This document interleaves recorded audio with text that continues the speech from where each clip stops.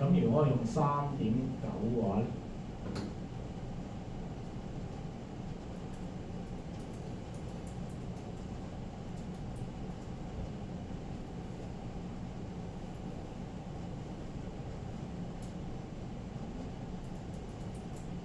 睇下我有咩版本先。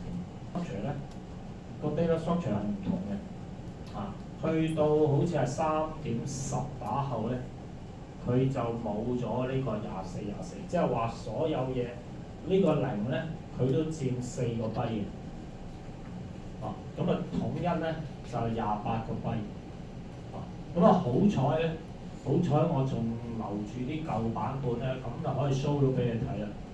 咁佢個 data structure 24個 byte，咁如果有 value 嘅話咧，佢而家呢個當佢冇 value，咁所以咧佢就24。如果有個 integer 個 value 咧，佢就28。咁如果相減咗咧，就知道呢個 integer 係4個 byte，本身個 integer 4個 byte。咁我呢度改㗎啦。假設我係一個 string 啦，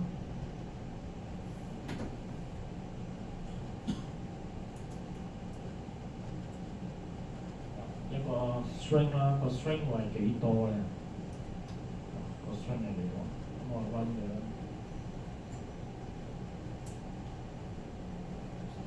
啦。個 string 係幾多？50。即係一個 string 咧，比一個 integer 咧係多幾多啊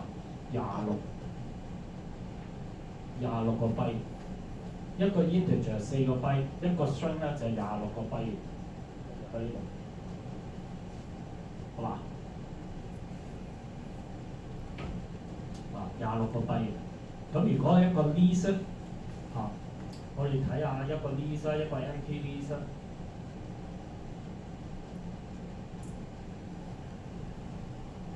我哋睇下個 size 幾大，64，仲大啲。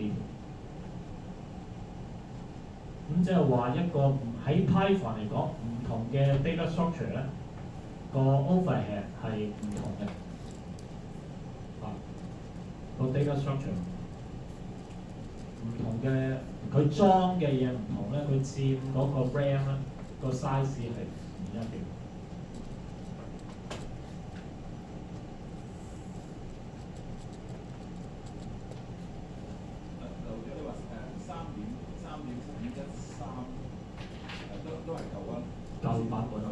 舊版本嘅話，佢就舊版本有個好處就喺呢度咯，我 show 咗俾你睇咯。個0嘅話，佢就唔佔嗰個空間。咁啊變咗可以睇到個本身個 overhead，每一個 database 或者每一個 data structure 嘅最基本個 size 應該係24，然後再睇你個 data type， 個 data type 唔同嘅話咧，個 size 唔同。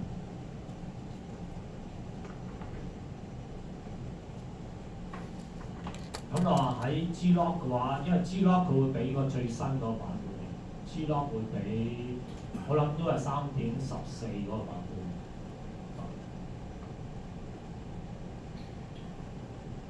我哋下個禮拜咧，我會教你裝咗個 Py， 喺個 Py 入邊咧，我哋可以裝唔同嘅版本。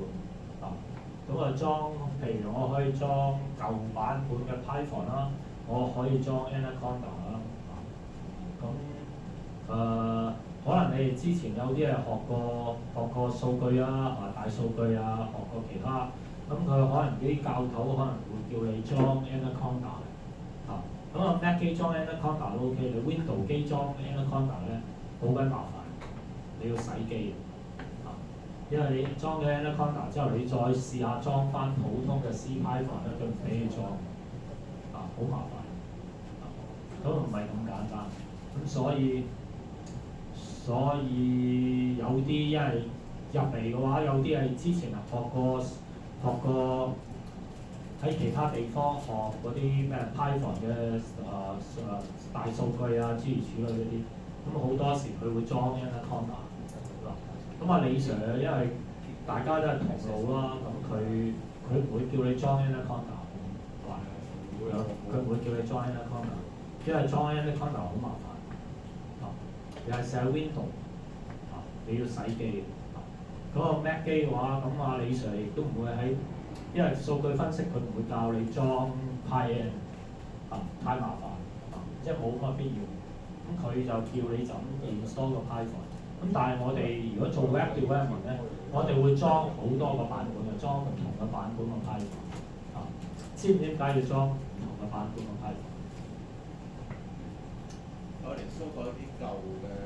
我之前有講過啦。咁又假設啦，我有個 job 啦，個 job 可能以前係行緊3.7嘅，咁佢可能 re-ram 嘅時候，咁我要有個舊嘅版本喺度先。咁有個舊嘅版本我試啦。咁仲有就話點解唔用 Windows 機咧？如果 Windows 機我轉 version 即係好似頭先咁樣，我轉一個 version 嘅話，你 Windows 機你可能要喺個 path 嗰度要改完之後 reboot 咗之後，個 system 就會出另一個版本。咁我頭先我轉版本你都見到啦，係咪？我轉個版本嘅時候，大約用幾耐？1秒，1-2秒我就可以轉個版本。咁我就可以隨時跳版本啦，唔需要 reboot 部機。咁呢個就係你揾食嗰部機嘅 config 同你興趣班嗰種 config 係唔同。咁可以我哋可以轉版本。係。有 Linux 都有。係啊 Linux 同 Mac 機嘅話，最主要係開頭嗰4個鐘同一，後邊嘅會係一模一樣。咁所以你話 OK， 我攞2部機，一部 Mac 機，一部 Linux 咁其實咧你係浪費你時間，你會好亂即係你用 Mac 機就 Mac 機，你用 Linux 就用 Linux，個結果係一樣只係中間啲 command 有少少唔同。咁仲有就話我哋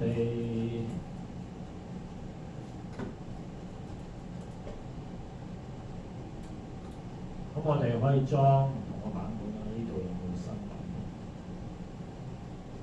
因為佢成日都有新版本出嚟。咁呢個最好啦。我呢個3.10位，咁我 upgrade 嘅情況。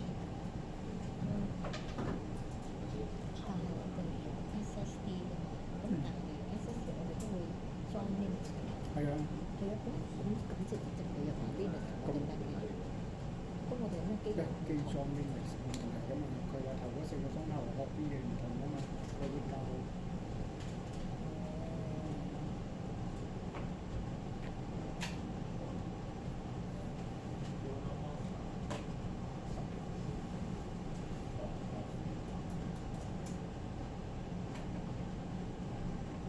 OK。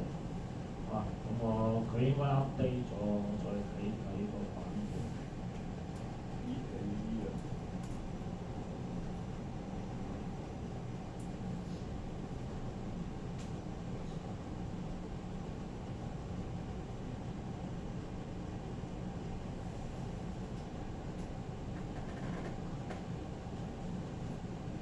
呢個過咗未啊？過咗64邊。再俾多啲。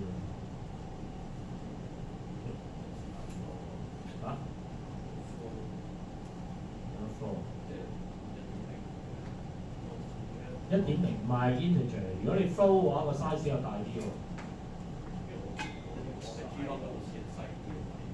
我 flow，我試下呢個先啦，OK。咁如果我一個好大嘅 integer，咁我睇下個 size 幾大。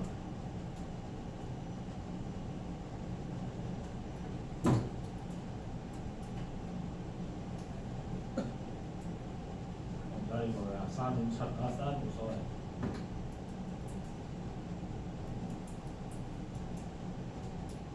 52啊，係嘛？我一個好大嘅 integer，咁佢咪轉大咗。咁所以佢係喺 Python 嚟講，個 integer 可以無限大，係嘛？即係呢個頭先係28啊嘛。咁而家我呢個 size 好鬼大嘅呢個 integer，咁佢係 R 期大啲咯。OK， 好啦，咁flow 好啦，試下啦。咁如果 flow 嘅話，會係什麼？細啲喎 flow 係細啲，0.1唔得噶嘛，係咪？0.01啦，用呢個。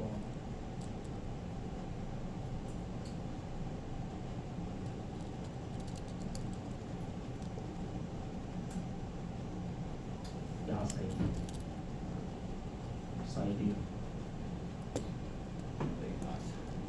唔係佢，唔係佢入邊有幾多標煙嘅 method， 佢會冧住個冧住個 overhead， 因為佢有一集 overhead 喺度。咁integer string 嘅話，你睇翻呢度咧，個 string 有幾多標煙 function？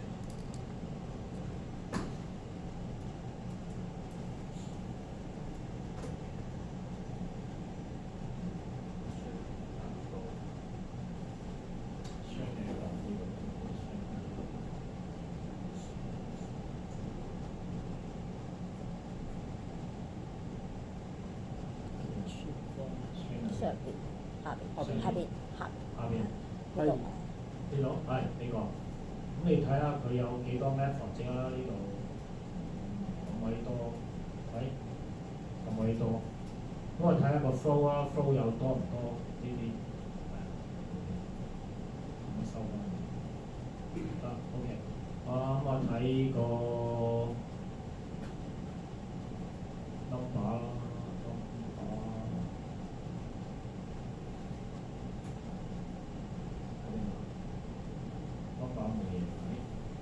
integer 佢冇嘅 string 係多嘅，咁flow 咧number 啦 number 基本上佢好似冇乜標煙 integer， 即係冇乜標煙嘅 addition 嘅，即係 addition 嘅 method， 咁佢咪相對細啲咯。你打個 boolean 啦，試下 boolean 幾大？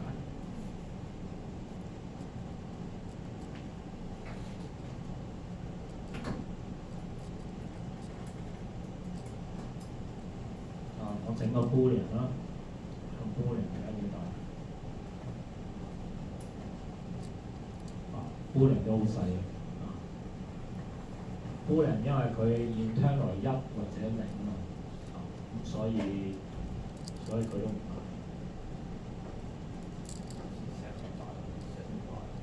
set 好大。係啊。咁變咗係咯，喺呢度只係俾你睇到個 data set， 即係唔同嘅 data structure 嘅話，咁佢個喺 Python internal 會點樣處理個 size？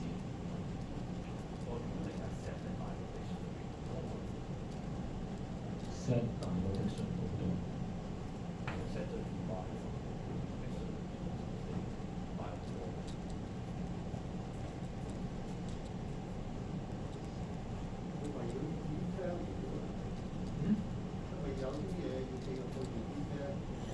記錄啲 value， 咁你嗰個 empty set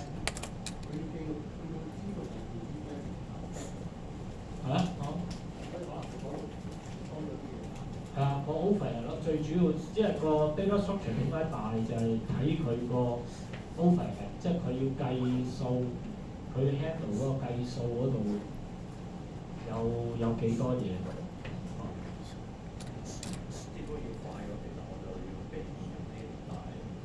啱 exact 即係如果你想計數快，咁可能你就會再走落去睇個 data set。即係如果有好多 heavy calculation， 咁你可能就要揀一個細嘅 data set 嚟做。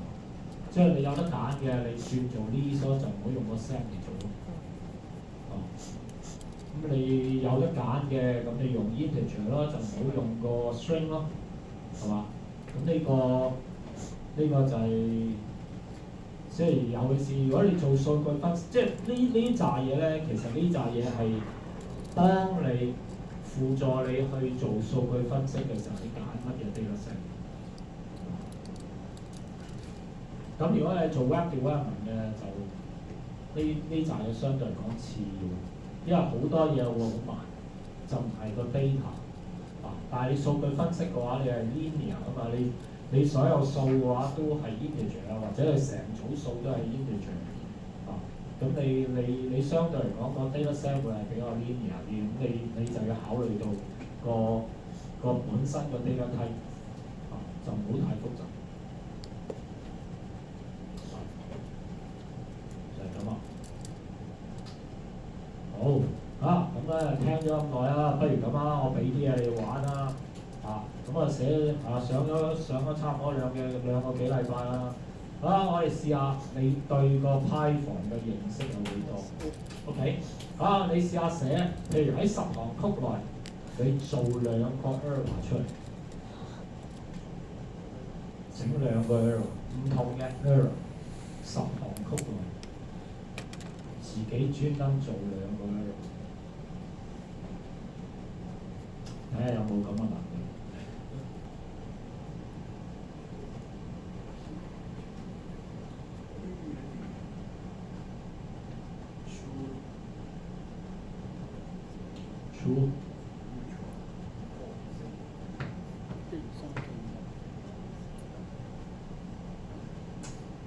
呢個都蝦人，呢個出啲咩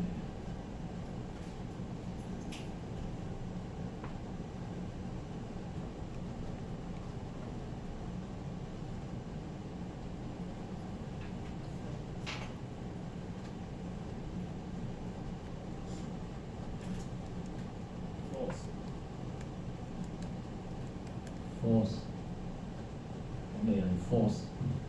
因為冇交集喎。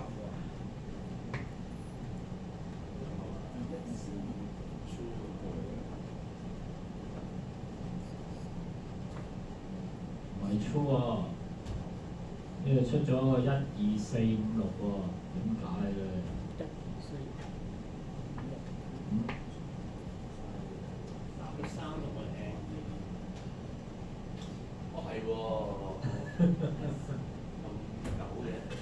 ？Precedence 係咪？邊個優先啊？and 優先啊嘛，係嘛？個 comma separator 嚟喎。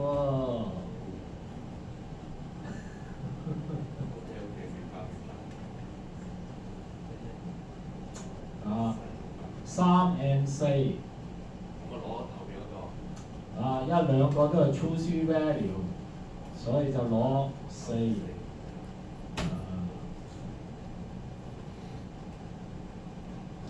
變咗就1、2、4、5、6。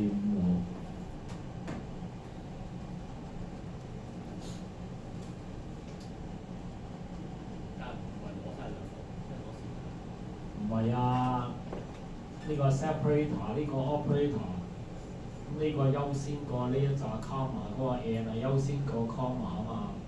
咁因為你整體呢個係一個 expression 啊嘛，咁做咗呢嚿先咯。3 and 4兩個係 true value。咁所以 true and true 就攞咗後邊嗰個啊嘛。如果我咧就攞3咁。啱，我嘅話就攞咗變咗1、2、3、5、6。咁變咗呢個解決咗之後咧，就變咗4嘅話，然後先至再做嗰個 triple。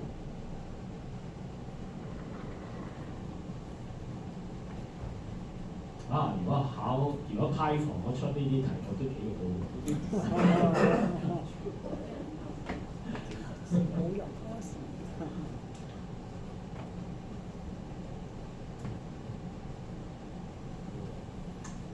如果咁嘅話就唔同啦，咪如果呢個前後交頭點嚟咯，變咗 swing。如果咁咧，4、5、6啊 ，triple 4、5、6啊，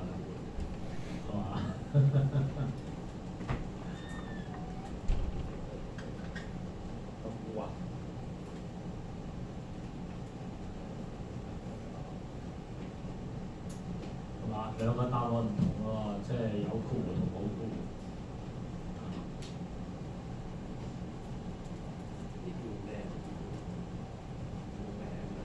冇啊！呢個一個 operator precedence 咯。個 and 係一個 logical and 攞最後嗰個 true and，因為呢個係 true，呢個唔可以決定個 final values， 咁就要睇埋尾嗰個。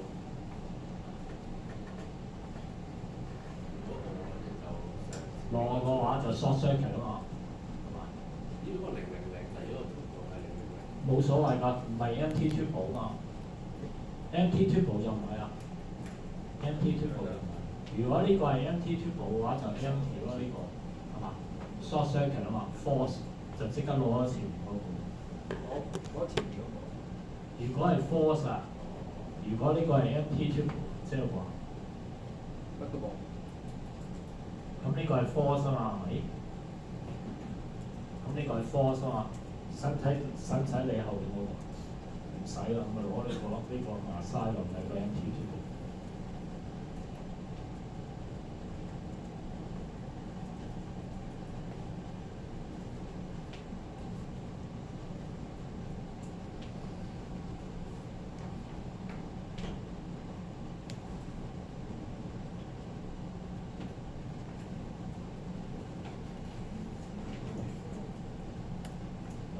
用 after tea 係喎，今日3點。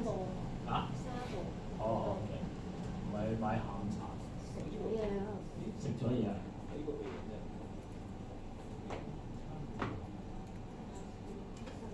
都沒有注意過，沒等到，應該你先。我唔知你會。薩利亞。咩薩利亞？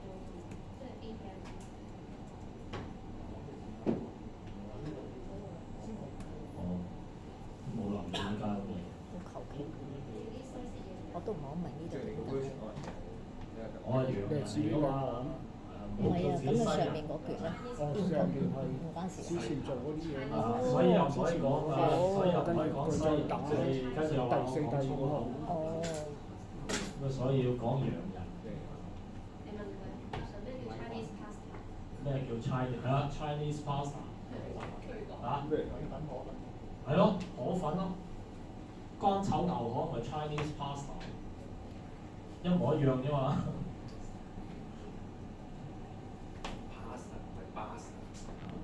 巴士。玩嘢啊！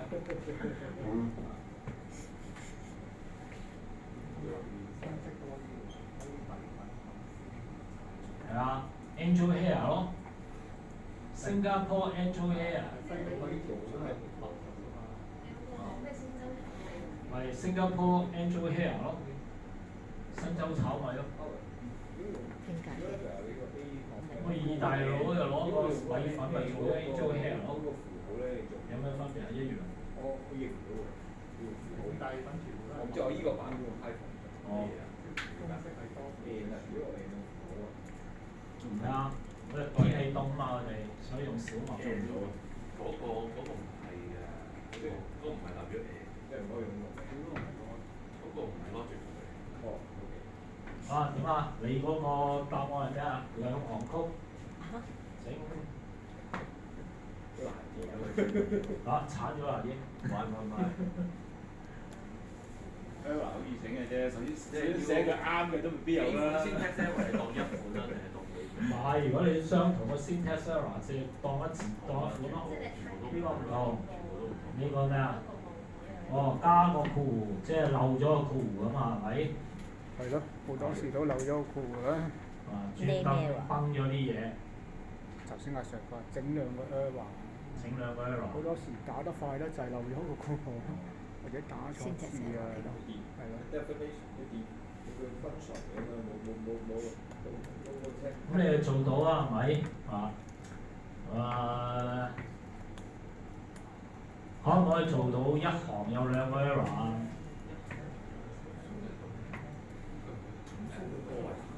一行 gen 兩個唔同嘅 error。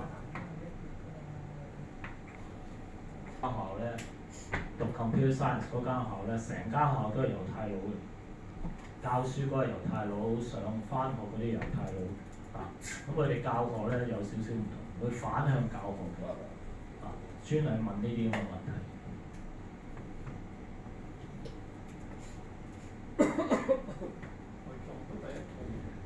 嗯？係啊，咁你咪 update 咗咯 ，fix 咗佢咪出第二個 error 冇所謂，都係兩個 error。唔會一次過出晒，因為 Python 佢係 passing 啊嘛，佢第一個 error 嘅話佢係停咗喺度，等你 fix 咗之後再行繼續行落去噶嘛，啊。X 係。comma y 等於開括號 X comma y 開括號1 over 0撇2撇3括號，即係咁，係嘛？等於等於。OK， 跟住咧1 over 0 1 over 0 comma 2 3 comma 3 OK， 呢個得啊。呢個咧佢喺個 runtime 嘅話，呢個係 overflow， division by 0。跟住咧呢個 destructure 嘅話咧，佢就係 destructure 嘅話，佢多過左手邊，唔係喎，多過左手邊都得嘅喎。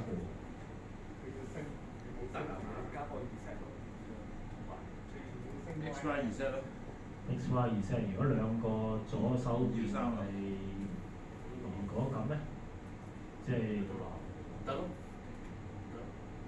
係一個左手邊 too many， 係 OK 得。咁呢個一行有兩個 very good。有冇啊？有冇其他嘅挑戰啊？嚇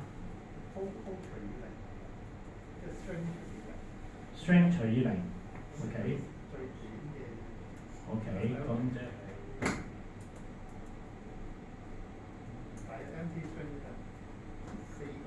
哦 ，empty string 除以0。呢度幾多個錯？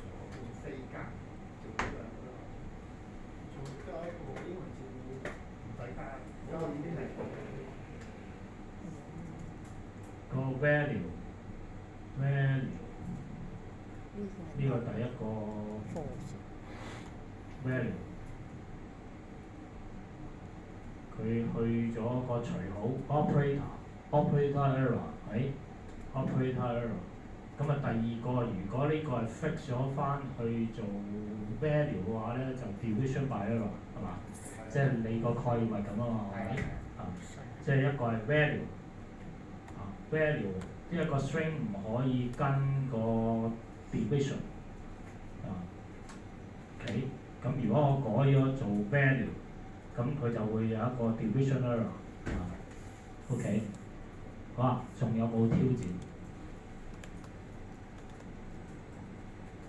幾好呢個啊，咁不如我嗰個答案俾你聽好唔好？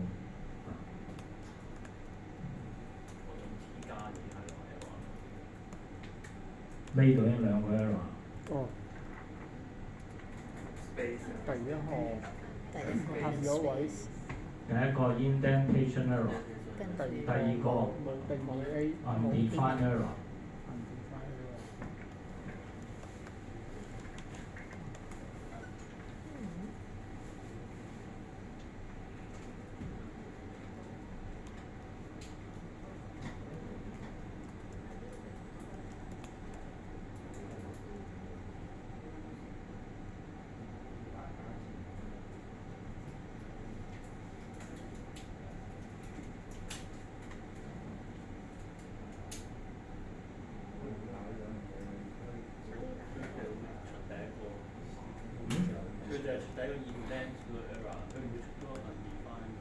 啊，因為佢見到第一個 error 佢會停啊嘛，係咪？咁所以咁呢個就係 indentation error 啦，第一個係咪？咁啊 fix 咗個 indentation error， 咁啊fix 咗呢個咪 undefined 咯，undefined error 咯，係，咁啊兩個 error。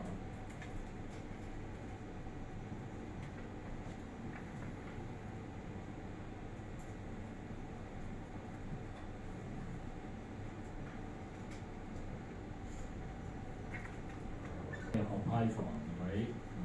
咁啊學埋啲咁教你啲咩 X 等於一啊，有個 integer 係咩，個 string 係咩，全 uppercase 呢啲咁鬼悶。咁你諗下咯。好咁嗱，跟住我哋俾個挑戰你啦，我哋學寫 Python 啊嘛，係咪？咁夜晚班我都係出呢個挑戰啊。咁就話我寫一個計數機嗱，即係我攞個 Python 嚟寫一個計數機啊。咁點樣寫咧？咁計數機咧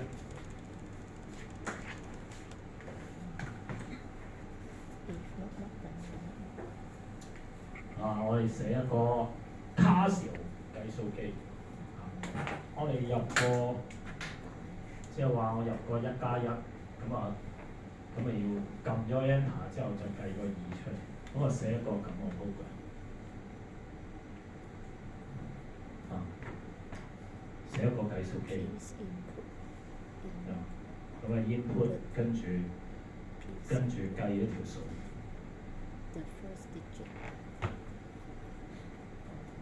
就係咁啊，寫一個計數機。淨係做加數。唔係四則運算，四則運算啦，簡單啲啦，又唔好整除啊，咩餘除啊呢啲，四則運算啊。得兩個 variable。冧一冧二。你個計數機你咪淨係計兩個 operand 啦。好。啊。咁你個計數機如果淨係計兩個 operand 嘅話，你會唔會買啊？嗰個計數機咁我哋可以計呢啲噶嘛，係咪？咁但係點樣寫咧？調翻轉，點樣寫一個咁嘅 program？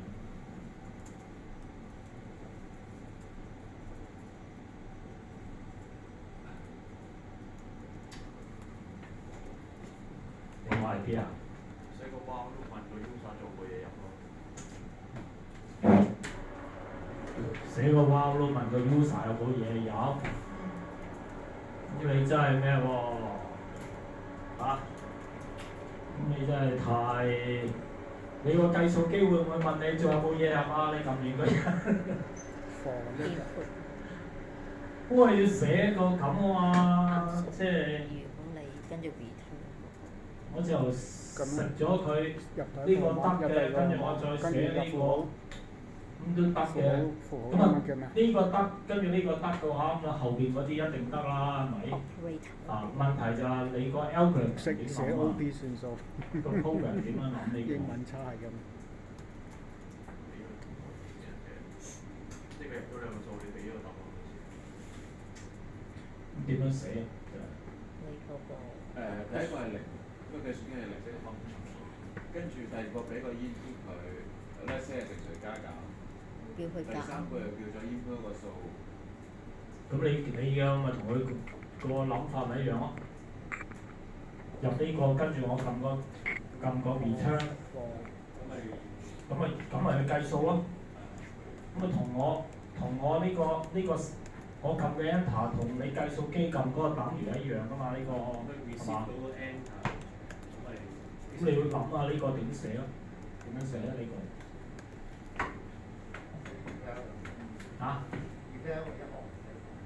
咁你點樣寫啊？呢個逢親呢啲咧，呢啲咧就係數學嘅 series 嚟噶嘛，係嘛？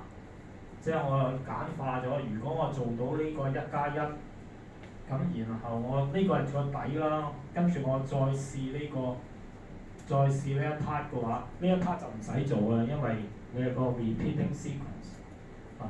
咁你最緊要就係做唔做到呢個第一 part， 呢個咧就係第二 part。咁呢個點樣諗咧？即係第一去第二嗰個點諗？首先，我 assume 有一個字符串。咁你有個字串咯，我 read 個 data 啊嘛，譬如我 input， 我 input， 咁要 part 個人 input 個 expression。之後就用 for loop 每一個 character 究竟係啲乜嘢？用個 for loop 個 character。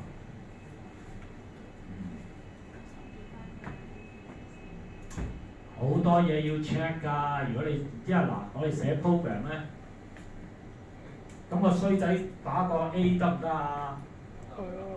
即係如果佢 make sure 佢要彈翻出嚟嗰個係 PC input integer。係咯，咁你要寫呢啲 program，你要諗埋呢樣嘢㗎嘛。你叫佢撳個 expression，咁佢就撳個 expression 㗎。呢個世界好多好反叛嘅人㗎嘛，咁佢又撳咗個 A，咁點啊？即係如果佢要係 integer 或者係嘛？當佢呢個，當佢真係撳個一。即係要 make sure 佢 input integer 或者 false 咁。當佢真係撳咗個一 ，OK， 跟住佢入呢個咧，多晒。咁你係咪要 check 下呢個？係嘛？係咪好多嘢要諗啊？即係我哋寫呢啲 program， 寫個計數機唔係，好易啫。我寫個 for loop 佢嚟 run 咯。你 loop 佢嚟 run 都難啊！因為第一個係 operand 啦，冇緊要啦，係咪？咁第二個咧，第二個符號咧，即係冇得限制佢入乜嘢落。你點樣限制啊？個計數機啊，買個計數機翻嚟有冇得限制你啊？唔可以咁撳啊！check 究竟嗰個 character 究竟係 ASCII code 裏面嘅 range 究竟邊個俾唔啱？所以咪咩咯？唔好講咁多，講咁多無謂啊！自己寫個 program 俾人聽啦，咁寫唔寫到先？我哋學寫 Python 係寫 program 啊嘛，唔係噼巴啦噴口水。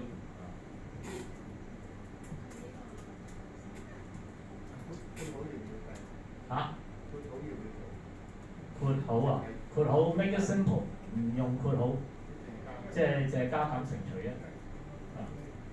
如果括號嘅話，即係如果括號都要計嘅話，咁即係話要乘除優先啦，係嘛？即係如果呢個嘢要優先嘅話，咁咪不如四則運算做晒乘除啦，乘除優先啦，係咪？如果係乘除優先難好多喎，乘除優先我諗而家3點半6點鐘都應該6點鐘都應該做完。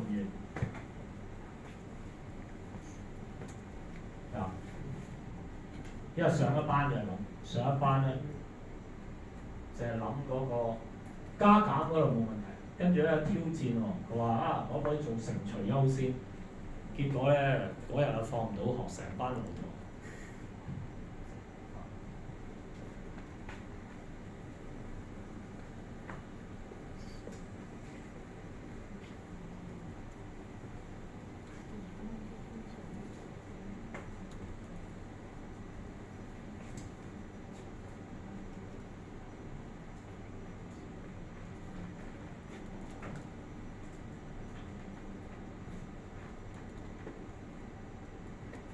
個 program 已經寫啊，一開始就寫一個 program， 你唔係應該用個 UML 諗嘅咩？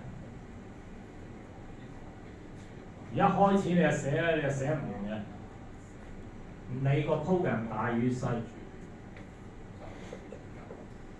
你都要 plan 咗先。Step 1做咩 ？Step 2做咩？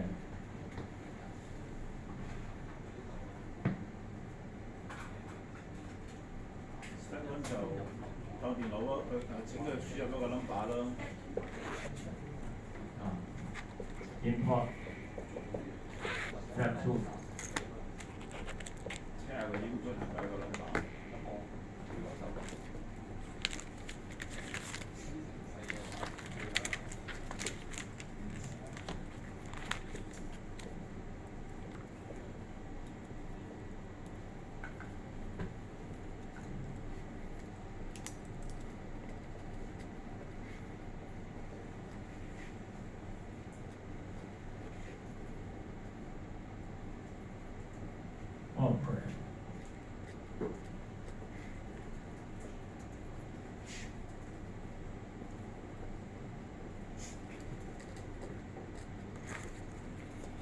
因為點解咧？你可唔可以咁㗎？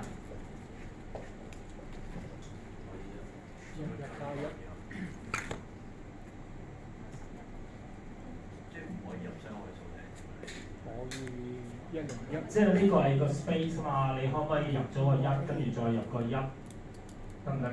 可以，啊？可以，可以接受。可以。要接受。你入咗個一，跟住有個 space，跟住再入個一有個 space 梗係唔得啦。唔得，係咪？咁呢個應該 fail 啦，呢個係 missing operator 啊嘛，呢度係咪？咁呢個係咪要 check 啊？個 sequence，你 operand 之後要 operator，係咪要 check 啊？呢個合唔合理啊？咁啊 check 咗呢個 sequence 啊，咁我先至計數啊。啊，最難嗰 part，第四，我點樣諗嘅 algorithm？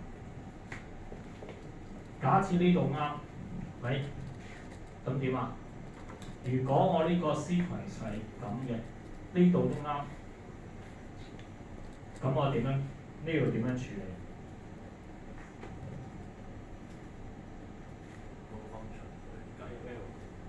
啊？咁我計咗呢一 part 先啦，係咪？啊，頭先我講咗啊嘛，我哋譬如有一個 sequence， 1+1+1，我哋要計咗個 base 啊嘛，個 base 係 OK，個 base 係 OK，跟住呢個 step one 啦，而家呢個係 step one 嚟㗎嘛，呢個啊，做咗呢個之後，跟住做個伸延啦，做個伸延，個伸延呢個咧就係 step two，個 sequence 嘅伸延。啊，咁而家我問你 ，step one 去 step two 應該點做？有冇啲咩諗法？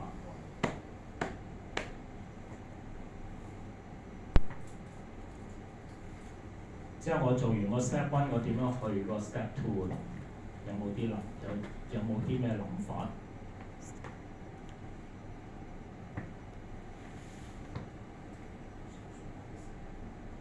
所有嘅入咗幾多個嘢先啦 ，space 又好，詞又好，數下個總數，數下總數，跟住揾第一個出現係數字開始，即係 space 佢可以 space 咗之後先打個11+1。呢度咪咩咯 ？check 個 sequence 咯，即係話如果我呢個 operand 當佢呢個唔係咩啦，係咪？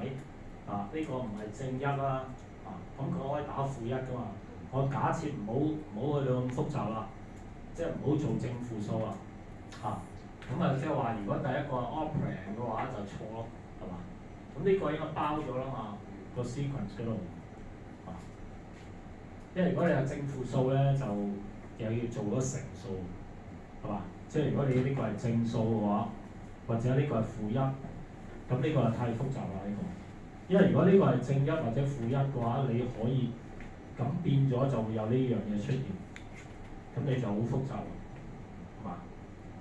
有個正跟住負啊嘛，咁你就好複雜啦。我 make it simple 啫，make it simple， 即係話所有都係正數先。因為如果你負數嘅話咧，你係將個負即係將呢個係做咗個乘號嘅，係嘛？即係呢個係乘號，係嘛？你係乘負一啊嘛，咁如果正號咪乘正一咯，呢個係一個乘號嚟㗎嘛，其實。如果呢個係數目字之前嘅 operand， 其實呢個係乘咯，係嘛？咁冇咁複雜啊，前面冇呢個。咁我個問題就話，你點樣由呢個 step 轉去呢度咧？點樣去伸延呢個咧？有冇啲咩諗法呢度？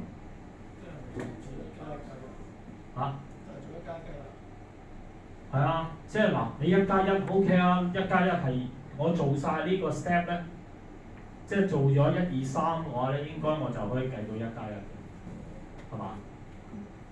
但係我點樣去伸延啊？伸延呢個由1+1，我轉咗做5個 operand 咧，即係一定要單數啊！咁你咪攞第一個，跟住第二、三就攞，每次攞兩個。點樣攞兩個？先攞咗第一個。係，跟住咧？跟住就攞兩個之後，你就可以知道計乜嘢數。咁咪擺落個方程度13就計一次，計一次之後就得翻一個咯。咁後面嗰兩個又做一次。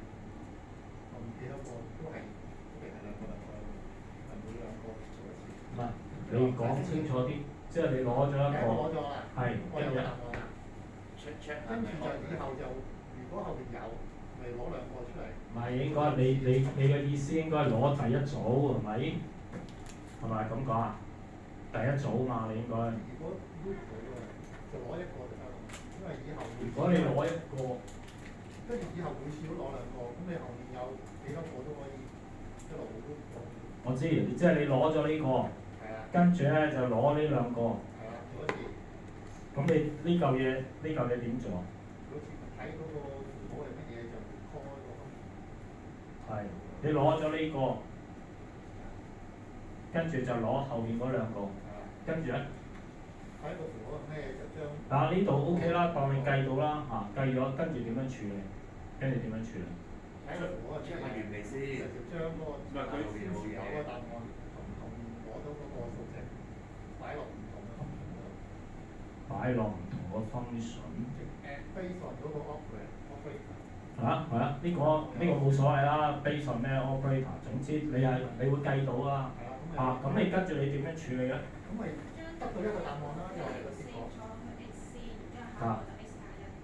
x 加一 ，OK，都可以即係我講我嗰個諗法，好。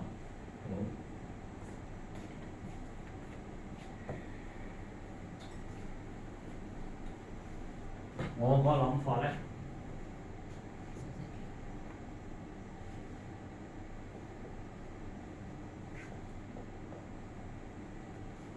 ，OK，如果呢個係個 base，係我當佢一個 list，咁我做完之後咧，即係話我剔咗呢嚿嘢，我計咗個數之後咧，我可以點做啊 ？delete 咗頭嗰兩個，將個答案擺落呢度。咁我就係 return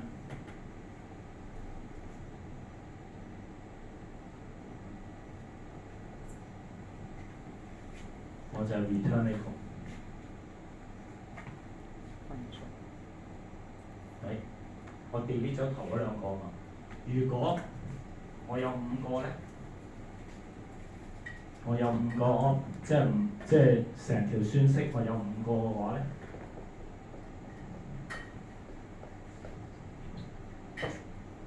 咁我計咗呢一 part，好似頭先咁講啊，我計咗呢一 part，我 delete 咗呢兩個，將個 result 擺喺呢度。咁我呢個咪 recursive 咯，係嘛？即係我呢個就變咗 recursive。咁我計咗之後，我將個 result 擺喺第一個位度。咁如果後邊仲有嘅，我咪一樣咯。我計咗呢一 part，delete 咗呢兩個，將個 result 擺喺呢度。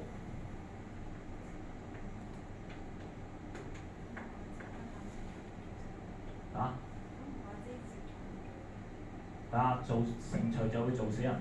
但係乘除咧有另一個方法做，但係即係咁樣 O 唔 OK 啊？如果咁樣，會唔會類似你嗰個諗法？即係我擠個 list，咁我做完之後我 delete 咗佢，跟住將個 result 擺喺第一個位。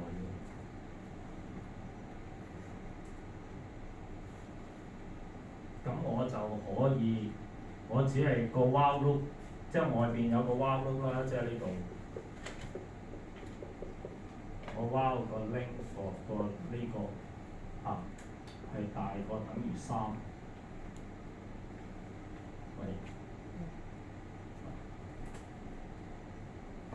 咁我就可以咩啊？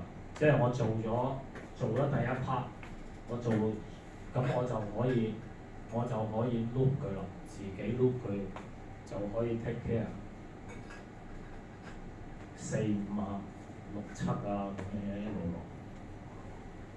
只係加減數加減數啊，係啊。乘除咧，有個乘除係點諗啊？如果我要乘除優先嘅話，喺呢個 case 嘅話應該點做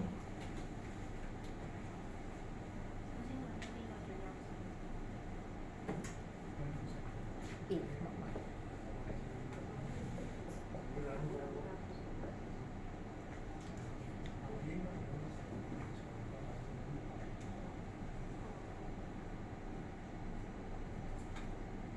如果乘除咧，咁啊應該如果乘除優先嘅話，應該點做？揾咗個乘，跟住有前後。檢查個信息裏邊有冇乘或者除先，如果有咧，就喺嗰度。前後。就喺嗰度揾到嗰個乘或者除嘅之前嗰個數，可能要計起。之前嗰個數跟住擺落分上去，調翻咗跟住係。乘除有咩諗法？呢度？short 佢唔得嘅喎。你識唔 short 得嘅？唔 short 得嘅喎，大佬乘除。嗰啲所以要睇先喎。咁你即係將一加1乘2加1咯，寫第二條。跟住計完答案之後就 replace 落去嗰三個位咯。邊度啊？你計呢個先啊？揾到個星號，揾到個乘號。揾到個星號。咁就將乘同埋前後嗰兩個攞出嚟，就計完一次之後咧就 replace 落嗰三格。呢個數值擺落第三格。因為啲所以可以攞三格擺一個要。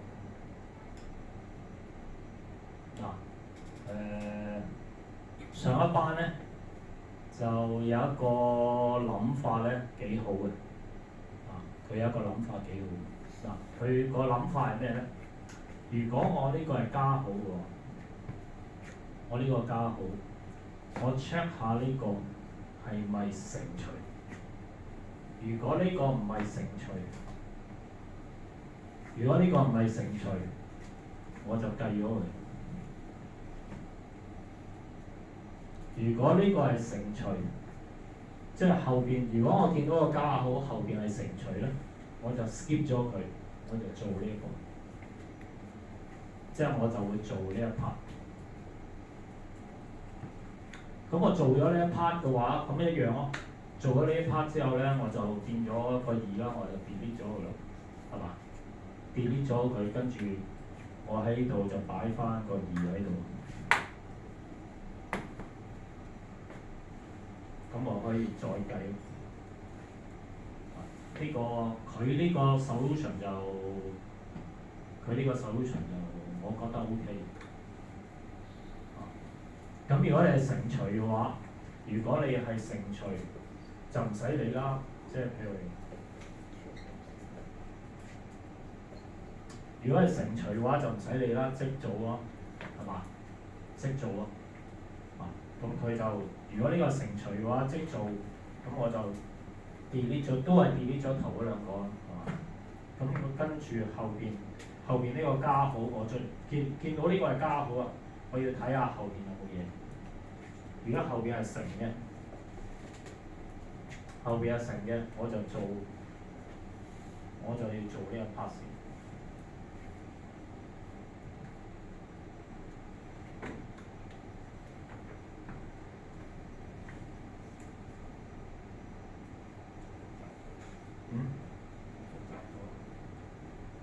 唔係，如果唔係嘅話，你成行睇咗個乘或者除，咪做咗個三乘，然後又繼續落。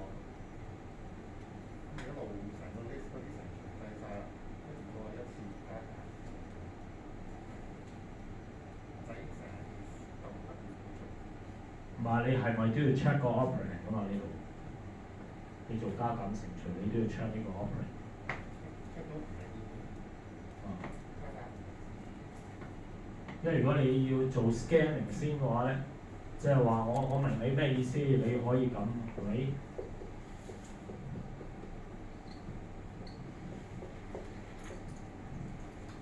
咁你要 check 咗呢個，跟住做呢一 part，然後 delete 佢，咁你由頭再嚟過。唔使，直接跳落去隔離嗰個星，嗰啲係嗰啲 index 係可以計出。咁你要 keep 住個 index 咯，即係你要 keep 住個 pointer，係嘛？即係你要 keep 住個 pointer，個 pointer 去到個尾減1，咁你去到個尾減1，跟住你係咪都要走翻轉頭啊？係嘛？你係咪都要走翻轉頭？然後再 check 嗰個 length of 個 list 係幾大啊？即係如果你走翻轉頭個 list 係大過等於3嘅，咁即係你要再做咯，係嘛？咁你會有個 double loop 㗎嘛？你有個 double for loop， 或者你個 for loop 最難就係嗰個 while loop， 個 while loop 點樣寫啊？即係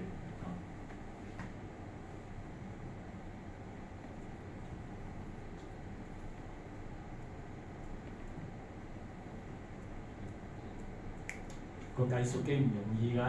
應該係撳掣嗰個 logic 唔同，我想象緊係即係卡士用我撳一個掣，我係撳加，我再撳第二個掣，即係有啲嘢。即係如果你冇加減乘除優先嘅話，咪咩咯？即係原先第一個版本啊。即係我意思唔係入晒成個 expression，而係我撳計數機係撳1加嘅話，我再撳佢就會顯示即刻加。如果你係呢個就無限 loop 咯，直至到嗰個人撳個等於你 break 咯，係嘛？咁但係你呢個其實都難㗎，因為你喺度，你 loop 呢個，跟住呢條友唔係打個加號，打個 dollar sign， 啊，咁你下下都要 check 咯呢兩個。個 while loop 跟住個 break， 跟住 if 跟住個 break， 係咪 break 個 while loop？ 所以係睇你入乜嘢咯。咁但係如果我係 Python， 我係 read 一個 expression 啊，我想 read 一個 expression 入去計啊嘛，咁你要快啲。即係如果你係 loop 佢又 pound 佢咧，咁呢個係太冇乜挑戰啦，呢個係咪？呢個冇乜挑戰。得嘛？接受挑戰嘛？可唔可以寫啊？呢個啊，寫咗個 UML 出嚟啊！睇下你做唔做到啊？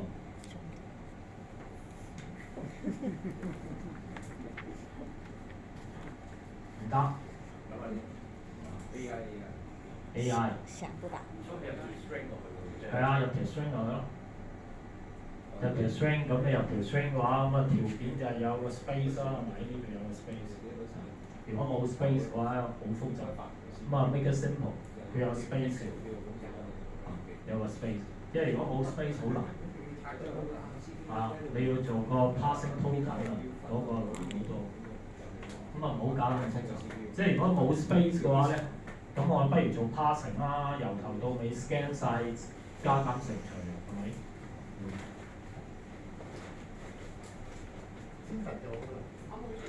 啊，做咗啊？我咩冇啦，冇。啊？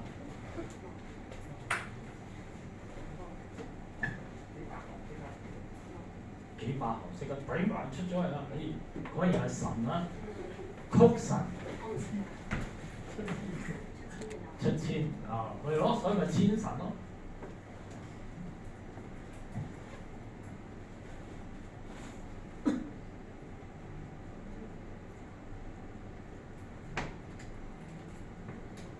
試下個挑戰，去諗一諗。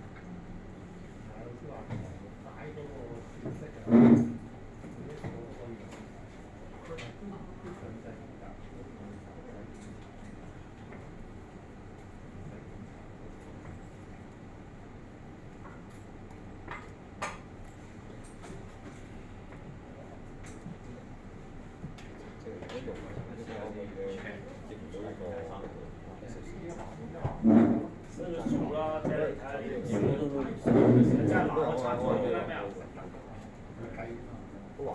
因為嗱個最主要就係寫 program 咧，你冇呢個習慣咧，你寫唔完嘅。你一定有個 UML，你將嗰個algorithm 要拆開咗俾你做。如果唔係你冇辦法寫啊，你諗都唔諗啊即刻寫嘅話，你後邊啲 bug 你好難同你㗎。你都係 V11㗎，係啊。即係你唔理個 program 幾大，但我懷疑係有組裝嘅時候咧錯，即係可能插咗唔緊嘅。電腦係嘅，係啦。如果你想就遲咗一次。因為嗰部不過你呢個唔得，呢度真係唔得嘅喎。不過有時我冇開話啲就搞唔得。我可以邊個買？如果你想買一次一齊買，因為有啲都係。